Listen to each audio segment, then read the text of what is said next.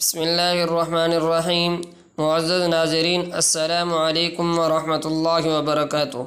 وفاق المدارس العربیہ پاکستان کے زیر اہتمام مؤرخہ 7 اکتوبر سن 2021 بروز جمعرات صبح 10 بجے جامعہ خیر المدارس ملتان میں وفاق المدارس العربیہ پاکستان سے ملحق جنوبی پنجاب کے تمام اضلاع نیز سہوال بکر میاں والی کے مدارس کا عظیم الشان مدارس و جامعات کنونشن بسلسلہ تقسیم انعامات منعقد ہوگا۔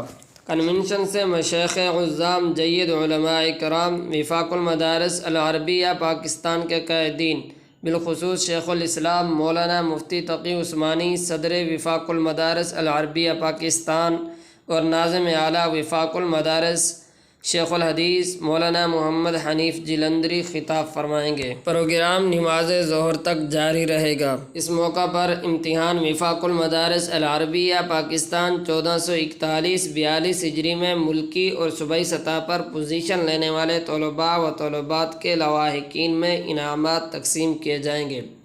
وفاق المدارس العربیہ پاکستان کی قیادت بالخصوص نو منتخب صدر شیخ الاسلام حضرت مولانا مفتی محمد تقی عثمانی صاحب مدارس کے حوالہ سے مستقبل کے لائحہ عمل کا اعلان کریں گے۔ کنونشن میں وفاق المدارس العربیہ پاکستان سے ملحق ہر چھوٹا بڑا مدرسہ شریک ہوگا۔